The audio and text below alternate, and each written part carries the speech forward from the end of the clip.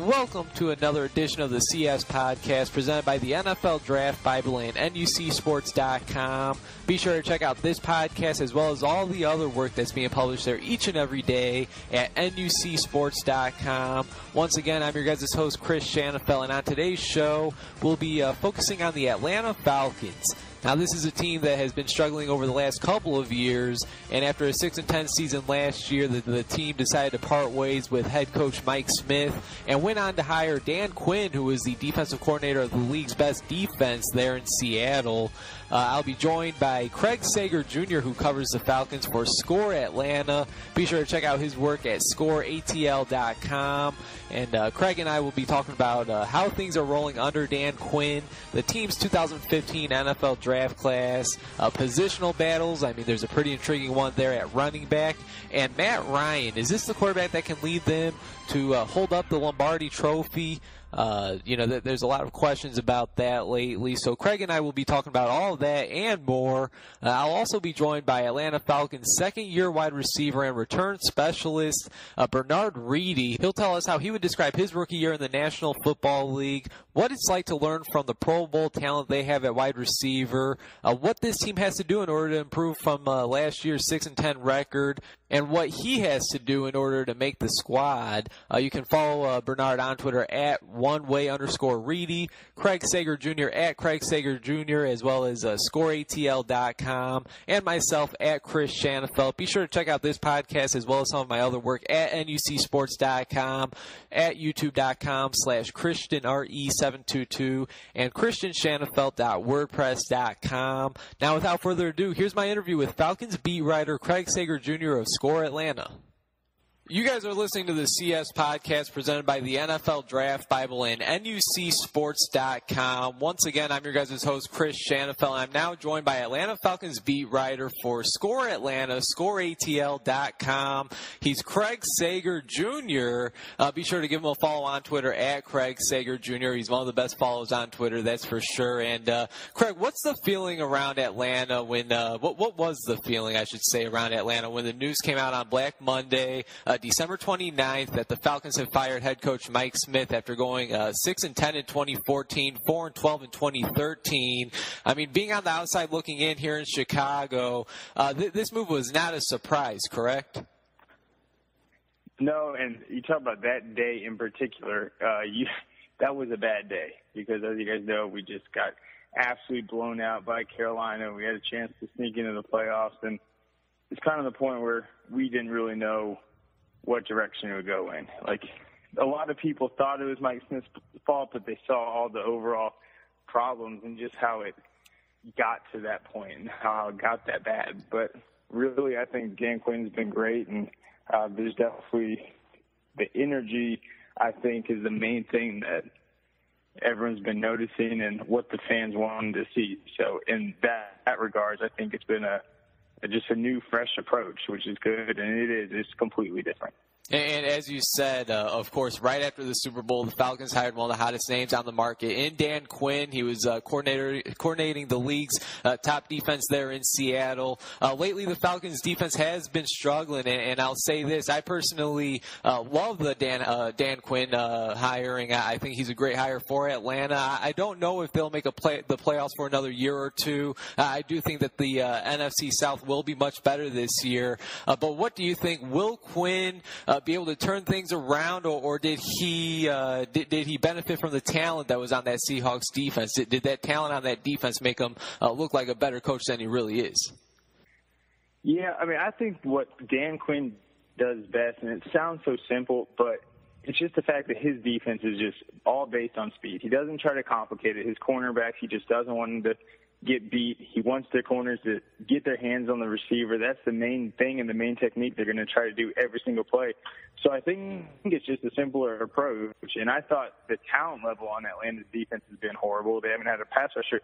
But one of the things they've really been bad at doing is just finding the football, especially guys just like Corey Beamer and even veterans like Jonathan Babineau sometimes. These are good players. They aren't finding the football. It seems like there's something about the system, something about maybe the guy next to him. Just no one's on the same page. So I think a faster defense and guys that know where to look and aren't having to think as much, just that approach is going to be a lot better and at least give them a platform to start building on. I think all the defensive looks last year, all the hybrid looks, and then the injuries and moving guys around, it got too complicated. It's hard to have confidence, hard to get a good energy and identity like that. I'm not sure how many OTA practices you've been able to attend, but you did mention the energy. It's a totally different feel there in Atlanta. What would you say are some other things that are different that you're seeing from the new head coach, Dan Quinn, compared to Mike Smith, who coached the team for 7 years? I think the main thing is his focus on the individual. It's more about what each guy brings to the table. And just during practice, I mean, he plays music during practice. Yeah, it's to make it just a little bit more fun. I know the veterans appreciate it, but it's also because he understands that games are not silent and they can be chaotic at times. So just his fast pace, sometimes it's too fast. And the music and, hey, I know you have never played special teams before, but come in that drill. He just wants to see guys compete, see all their athletic skill sets. He's a huge film guy, and I think the staff he put in place in particular, when you got a veteran defensive coordinator coming in like Richard Smith, and then a guy like Raheem Morris, who is going to be the assistant head coach, all about the secondary. It's just a good blend. What he did was he hired guys that could teach individual players. So I think that's just what the staff is trying to do. Dan Quinn told me in OTAs that same thing with a classroom. Everyone doesn't learn the same. Everyone's not a visual learner. Some are auditory. So he thinks by putting together a wide range of coaches, the veteran, the guy like Jeff Ulbrich, who's been in the league recently, just came from UCLA, just putting together, they all bring something different to the table. He feels like that's going to help most. It's nice to see different approaches for all these guys. I know it's a unique situation and a unique staff that's just come together, so they're definitely learning a lot. Once again, Atlanta Falcons beat writer for Score Atlanta, ScoreATL.com. Craig Sager Jr. joined the CS podcast, brought to you guys by NFL Draft Bible and NUCSports.com. And Craig, moving on, I thought that this team did a really nice job adding some pieces through the draft, obviously adding Vic Beasley to that defensive line and a nice, big, fast corner in Jalen Collins in the second round. Two guys that I think are expected to start on that defense right away. I also love the offensive talent in running back Tevin Coleman and wide receiver Justin Hardy taken in the third and fourth rounds. What are your thoughts on the young talent that this team added through the 2015 NFL Draft? Yeah, you look at the team, like I think it was 3 years ago, they were second oldest team in the league, and they do have a lot of good pieces right now. And you talk about that secondary, but also at safety, Desmond Southworth, he was our pick last year.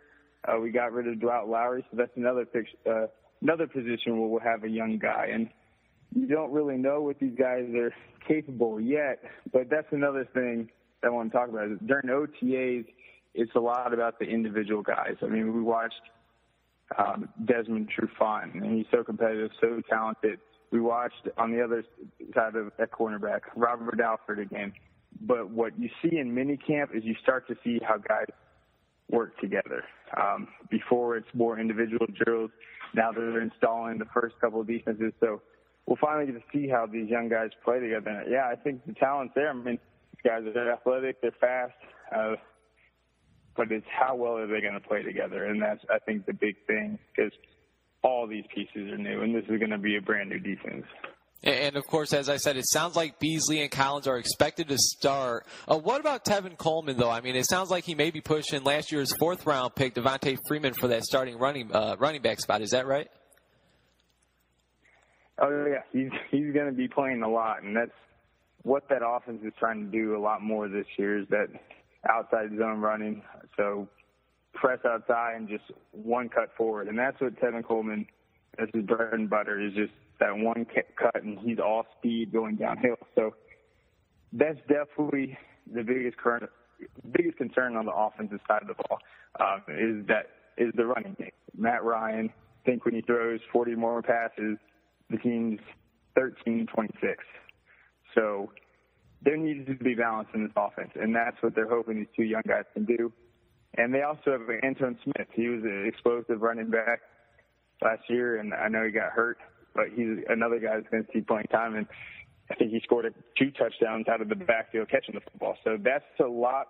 That's going to determine who the main guy is this year, is who can catch the ball, who can pass block. Because if you have a guy back there that can just run the ball, it's going to make this offense a lot harder to stop. So that's one of the main things the staff has been looking at, is which one of these guys can catch the ball the best. And both Devontae Freeman and Tevin Coleman have been doing an outstanding job.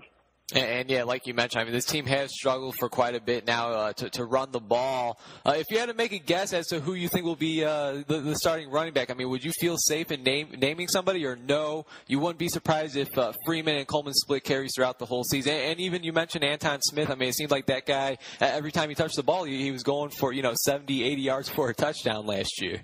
Oh, yeah, and he was unbelievable every time he touched the ball. So exciting. It was really bad to see him get hurt, and he's a huge guy on special teams too. But I really think Tevin Coleman is going to eventually get all the carries this year, get the bulk of them, and they're looking for him to be a 1,000-yard rusher. And, I mean, I love Devontae Freeman's competitiveness, and just the main thing about this backfield that's going to be interesting to watch is they only return 1 rushing touchdown because they got rid of Joshua Rogers, got rid of Steven Jackson. So this entire backfield is returning 1 rushing touchdown from last year. So as you said, it's going to be competitive, but I really think just the use of those two guys, they'll share a lot of carries, but I do see Tevin Coleman kind of being the guy they like to just feed the ball and chip away at the defense. Sounds good. This year's third-round rookie out of Indiana. Is there any other legit positional battles we should be on the lookout for? Yeah, I mean, I think at receiver is going to be interesting. Obviously, you got Julio Jones and Roddy White, but that 3rd and 4th spot, I mean, you got Devin Hester, who actually came in, played great at times, 34 catches last year, a couple touchdowns, and then we just brought in Leonard Hakerson. And, I mean, at tight end, we're real iffy still. I mean, just no option there. Levine Toilolo has the experience on this team, but his hands were really suspect last year, and then our 2 other guys, they're getting old. So I think the receivers are going to be real important. Who can really hold down that 3rd and 4th spot, and they'll be able to make a lot of plays. And Leonard Hakerson is a guy that Dan Quinn has said really stand out this year and has made some great catches in OTA. So we'll see how he can handle that 3rd spot. Craig Sager Jr. joining the CS podcast presented by NFL Draft Bible and NUCSports.com. A few more questions, and then I'll let you go, Craig. I really do appreciate your time. Taking a look at the quarterback position, I mean, I cannot believe Matt Ryan is already entering his 8th season in the league. I mean, it seriously seems like it was just yesterday the team drafted him 3rd overall. A couple months before the 2013 season, the Falcons signed him to a big 5-year deal worth over $103 million, $59 million guaranteed. It is a quarterback-driven league, and obviously they believe that they can win under Ryan by giving him that contract. Is Matt Ryan the quarterback that can ultimately bring this team to the promised land? I mean, does he have what it takes in your opinion? I think he does. You mentioned that contract, though, and that's what a lot of people are going to look at. The team's 10-22 since he signed that after all the playoff runs. But at the same time, no Tony Gonzalez anymore.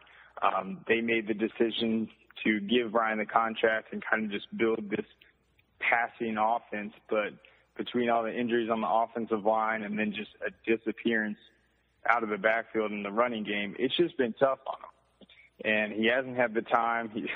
There's no consistency, no balance. But I still think that he's a guy that can get you the division title, get you a home playoff game, and he's proven he can do the comeback. It's just, can he be the lead in this new offense? How is he going to handle this new playbook? But I mean, I think he's the perfect guy to, especially with this young running back, kind of get the offense going this year. And just last year, I mean, he's been great at the beginning of the season. That huge game he had, setting the franchise record for passing last year against New Orleans when there was no running game at all. I mean, he can definitely put up the numbers, and when he has time, we all know how good he can be.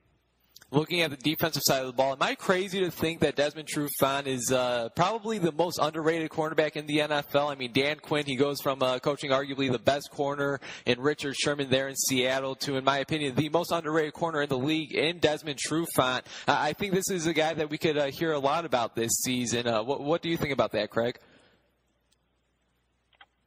I thought Trufant had a great quote on Tuesday. We asked him about that, about being considered probably one of the most underrated players in the league, and all Trufant said was, if they aren't saying the best, then I'm not. Yeah, if they aren't saying I'm the best, then I'm not listening to them. So he has that competitiveness. He wants to be the best. He has the bloodline, and that's a guy that Dan Quinn isn't afraid to compare to Richard Sherman. Even on Tuesday, he said he has that same competitiveness he saw and that same confidence, and he's been great these first two seasons, and he's kind of been the glimmer of hope in this horrible defense we've had to watch the last 2 years. So he is a guy that he's young. He's a rising star. So the veterans are going to feed off his energy. Obviously, the young guys are looking up to him. And he just has a toughness that really puts him in a position to be a leader. And especially when you look at Dan Quinn's defense, you know a lot of leadership comes from the secondary. You know how important those positions are.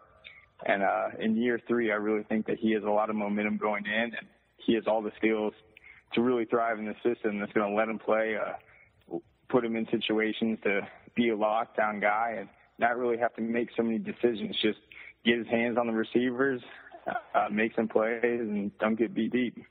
And this defense actually just took a hit a couple weeks ago when they released last year's fourth-round pick, Prince Shembo, after he was arrested after being accused of killing his girlfriend's dog. Now, this is a guy that had problems coming out of college. Do you see him getting another shot in the NFL? Oh, man, no. And I say that based off what happened at Notre Dame. I just think that's a horrible situation. It's a text message from the teammates saying you don't mess with Notre Dame football to the girl. Regardless of what happened, it was a horrible situation. She kills herself. You can't prove anything. And then kicking a tiny dog to death, I just don't see a place for him. Yeah, I'm right there with you. Now, final question. The Falcons, they have been down for the last couple of years, which explains why they have a new head coach now. After going 6-10 last season, where do you have them finishing this year? You know what? The thing about the Falcons this year, they have the easiest schedule in the NFL, and it is really easy. They'll play the AFC South. Their only major home games outside the division, I think, are the Colts and Tennessee. No, they're at Tennessee, so it would be – sorry, I'm trying to think of this on the fly. Oh, yeah, they got Houston. So Houston and the Colts, and they both get them at home. And I think, in my opinion, those are the two top teams in the AFC South. So they have a real favorable schedule this year. I think this is still a stepping stone year, but I definitely see them right at 500, if not above it. I do not see them finishing with a losing record this year with this division and this schedule. Okay, sounds good. So you do see them seeing some progress under their new head coach, Dan Quinn, for this upcoming season, 2015 NFL season. Craig, that's all I have for you. It's really been a pleasure speaking with you. Thanks for joining the podcast today. Maybe we could do this again down the line. Before I let you go, can you tell our listeners where we can check your workout at? Yeah, I'll be up at Flowery Branch. You can find me, Craig Sager Jr. on Twitter, and then on scoreatl.com. I'll also be contributing to atlantafalcons.com during minicamp. So we'll be all up at Flowery Branch, bringing you the action. Hey, sounds great. Thanks again, Craig. Take care, all right? All right, you too. Awesome stuff from Craig Sager Jr. from Score Atlanta, scoreatl.com, and he mentioned it. He'll also be doing some work for the Atlanta Falcons official team website throughout minicamp. Craig expects his team to improve this season to at least 8 wins. He doesn't see them finishing under 500, and he mentioned it. Their schedule certainly favors them, although I do expect the NFC South to be a much more competitive conference this season. I thought it was interesting that Craig said that he wouldn't be surprised if rookie Tevin Coleman becomes the full-time starter at running back at some point this season. Certainly an intriguing battle going on right there for that running back spot between Coleman, Freeman, and even Anton Smith, the human bowling ball, I believe they called him last year. Craig also brought up the competition the team has at wide receiver. And with that said, let's switch gears and talk to one of those wide receivers battling for a spot on the roster. Here's my interview with Falcons wide receiver and return specialist Bernard Reedy. Welcome back to the CS Podcast presented by the NFL Draft Bible and NUCSports.com. I'm your guys' host, Chris Shanafel, and it's a pleasure to welcome onto the show second-year wide receiver for the Atlanta Falcons. By way of Toledo, he's Bernard Reedy. Thanks for taking some time to join the show today, Bernard, and let's go ahead and get right to it. Last year, after finishing an impressive career at Toledo, you go undrafted and sign with the Atlanta Falcons. You ended up impressing in training camp and preseason, and they decided to keep you on the practice squad for the entire season. My first question for you is just describe your first year in the NFL, if you can. I mean, from going undrafted to signing with the Falcons and securing a spot on the practice squad. If you could put into words, how would you describe 2014? I would describe it was a great learning experience for me. I mean, coming in Toledo and not having to, sit out a red shirt, going to the Falcons and then being with the top receiver core that we had, and one of the top teams on our conference, it was a big accomplishment for me to make it through, training camp and to still be able to practice squad and stuff, because you can always get activated up. But I thought it was like just a learning experience, and I took the good with the good and the bad with the bad and everything that came out of it. And I felt like, as I look on it today, it helped me a lot, even with the plays, like reading all the hot routes, knowing every defense that you thought you could go against. So, I mean, I just took it as a learning experience. It was learning and it was humbling at the same time. Well, and like you said, Bernard, I don't know if it gets much better as a wide receiver and a return specialist like yourself than entering a room with Julio Jones, Roddy White, and Devin Hester. I mean, even Harry Douglas last year. I mean, there's a lot of star power right there. I got to ask, in the beginning, were you starstruck at all? And what were some of the things that you took away from those respected veterans? Oh, no. When I came in, I stayed to myself most of the time, just like Toledo. I came in as a freshman.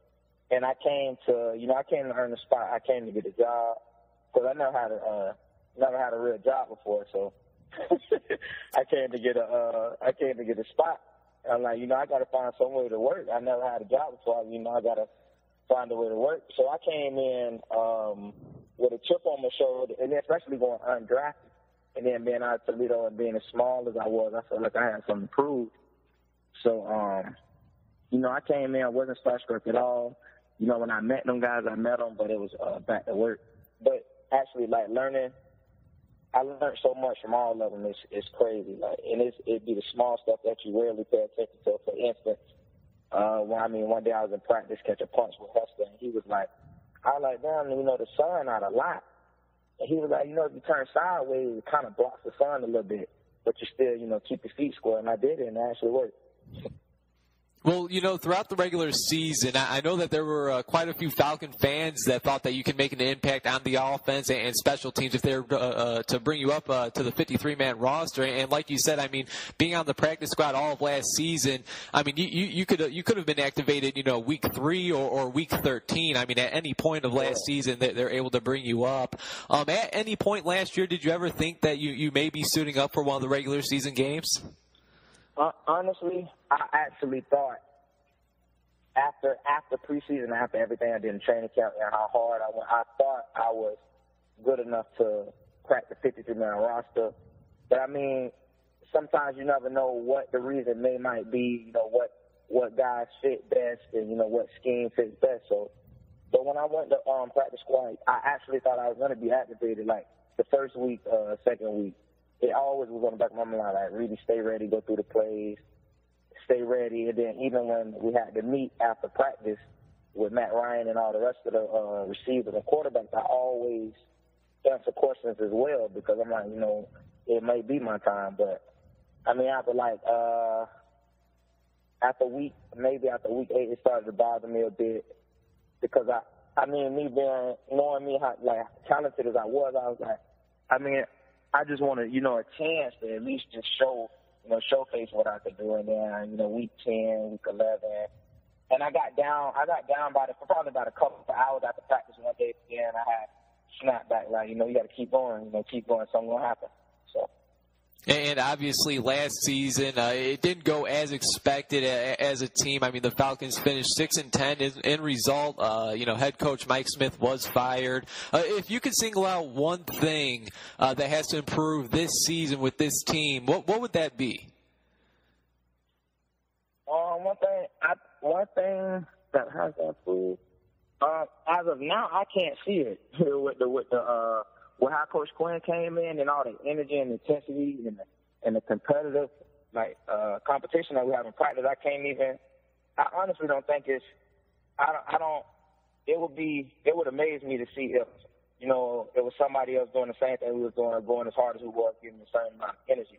Because with the new coaching staff and everything, all the coaches bring so much intensity this year. It's just ridiculous. Like, I wish you could see it for yourself when we practice. Hey, man, I wish I could, too. That's for sure. Well, I mentioned the firing of head coach Mike Smith. Obviously, he was let go as soon as the regular season was over after that tough game against Carolina. What was your reaction when you first heard the news, and how are things going with the new head coach, Dan Quinn? When I first heard it was, it was always pretty bad, someone losing their job. And then Mike Smith actually being a part of the coaching staff that brought me in. And so it was like, it being my first year, I was like, wow, I guess I seen the business part of the NFL. So I was just like, wow, I guess you have to, you have to be in your A game all the time. And then with the new Coach Quinn coming in, it's brought a bunch of intensity to the team. It was like when he first came in, I know when I first met him, it was just like intensity and energy, ready, let's go. And I think it was in the off season. I came back and lived for a couple weeks in the off season, and it was like, dang, I'm ready to play now. With me being a practice squad last year, I'm ready to show people what I could do now. And, obviously nobody's job is guaranteed. So I kind of hate to say this, but, first round, second round picks, they have quite a few years to kind of prove themselves under that rookie contract. When you first got the news that Smith was out and in comes Quinn, I mean, did you kind of feel that you had to start all over, having to impress a new coaching staff as a second-year undrafted player? Oh, of course. I always feel but I think even if we would have had the same coach, even if we would have had Mike Smith, I still think, I would have to start all over, pull myself over, because there's always a new batch of players that come in, and you have to show your, you got to show your attributes and what you're good at. So I always feel like you can never get complacent. You never feel like, okay, I showed them what I could do. They know what I could do. You always want to show them something that they may have never even noticed, right? He got out his break fast that day. So it's just little stuff like that I try to pick up on. Once again, Atlanta Falcons wide receiver Bernard Reedy joining the CS podcast, brought to you by the NFL Draft Bible and NUCSports.com. And Bernard, taking a look at this year's draft class, you guys added Vic Beasley to that defensive line with the 8th overall pick in the first round. Cornerback Jalen Collins in the second round. Running back Tevin Coleman in the third round. And wide receiver out of East Carolina, Justin Hardy in the 4th round. Overall, I'm a big fan of the talent that this team has added through the draft. And I think that Justin Hardy, I think that this could be a player that we look back, in 3 or 4 years and say, how the heck did he fall to the 4th round? Now there's already been quite a bit of competition, at the wide receiver spot, even before the draft. Now adding Hardy and 2 undrafted free agents, there's even more. How do you feel about the competition that you have to face, and what are you going to have to do in order to secure a roster spot this year? I just feel like one thing about our receiver corps is you got to bring your A game every day, because everybody's so talented, and that only brings the best out of everybody. And it's the good thing is that everybody helps everybody. If somebody sees something wrong, you can do this better, and nobody ever questions what another receiver tells them. So it's always I think you could do this better. Try to work on this. So it's like at the end of the day, the best is going to play, and we still a team, but when you have so much good wide receivers on one team, that's just going to bring out the best in everybody. And that's what if you don't really like competition, I don't think there's enough to really tell you. Hey, that's true right there, man. You're definitely speaking the truth right there. Now, I know OTAs are going on. I mean, can you tell us how those are going? I mean, are you making plays out there? Oh, yeah. OTAs going real good, picking up this new playbook, with the new coaching staff. So it's I'm kind of getting my feel for it, like learning all the positions and all the motions, because we motion a lot. So I'm learning everything, trying to learn every position. And then once you know everything, then you can just run fast. So OTA, special teams, offense, all of it is going great. Hey, great to hear. Great to hear. Now, I just had Craig Sager Jr. on. He covers the team, and I told him that I believe that the most underrated cornerback in the league is Desmond Trufant.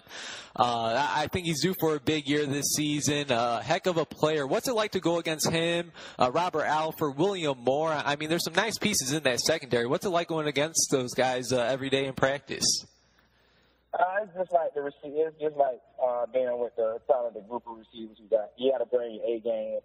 If you come out to practice slacking, you're getting back. And that's one thing I do like about practice. If you come out to practice and you think, you're tired, you don't really want to be there, you'll get embarrassed. So so you always have to be on your P's and Q's. Because if you come out there jogging, you might get pushed off your route hard. They might throw an interception to you just because you're tired or whatnot. So you always gotta come out there and you treat it. It's kind of treated like a game. With the talent that we have, it's like they're gonna always be at their best. Every great player, they're gonna always be at their best. So it's like if you're going against this great player and you're doing good, like imagine when you go against somebody that that isn't as talented as them. It's gonna be kind of easier. Yeah, and you said you got to bring your A game, especially this early on when there's 90 guys on the field and you got to prove yourself. I mean, each rep matters. Once again, Bernard Reedy, Atlanta Falcons, second-year wide receiver, joining the show. And just a couple more questions for you, and then I'll let you go, Bernard. Your time is greatly appreciated. Do you have any personal or team expectations for this upcoming season? If so, what are they? One of my personal goals is, always to crack that 53-man roster. So that's one goal that I always wanted to get, was to make the 53-man roster, and the team goal is always the Super Bowl. That's the game that counts the most. That the game that you'll never forget, the game that nobody can ever take from you. So. Have you taken a look at this year's schedule? I mean, is there any games that you have circled on the calendar? Oh, no, I didn't. I've been too much studying in my playbook to try to look at the calendar. Hey, totally understood. Now, normally rivalries are within the division. The Falcons are in the NFC South, which includes the Panthers, Saints, and Bucks. Obviously, last year spent all on the practice squad. You may not know exactly how it feels to go up against these teams, but would you say there's more bad blood that the Falcons have with one of these teams more than the other two? I'm not sure. I don't know. We kind of take every game. We come into every game the same. I mean, from the game plan and all that, and the regret. Personally, I don't know. Personally, some players may not like another team more than others. But me, from knowing what I know, I think every game is taken the same. I mean, I understand there's rivalries and stuff like that, but I think every game is looked at the same before we game plan and get ready to play them. All right. Well, I got to say, Bernard, that's all I have for you. I really do appreciate your time. Definitely wishing you all the best. I'm very happy to hear that OTAs are going well and the team is looking great. Here's to a healthy and successful season. Thank you. All right. Thanks again, and take care, all right? All right. You too. There he goes, Bernard Reedy, entering his second year in the league with the Atlanta Falcons. Spent all of last season on the practice squad, but it sounds as if he's expecting himself to crack that 53-man roster this year. He knows that there's a lot of competition, though, and that he's going to have to definitely earn that spot. Certainly wishing him all the best. He showed out last year in training camp and preseason. He's going to have to do that once again to find himself on the roster this year. And that'll actually do it for this episode of the CS Podcast. Special thanks to Craig Sager Jr. from Score Atlanta and Falcons wide receiver and return specialist Bernard Reedy for joining the program. You guys can go ahead and follow them on Twitter at @oneway_Reedy. At Craig Sager Jr. And while you're at it, go ahead and follow me on Twitter at Chris Shanafeld. Be sure to also follow at NFL Draft Bible and at NUC Football as well.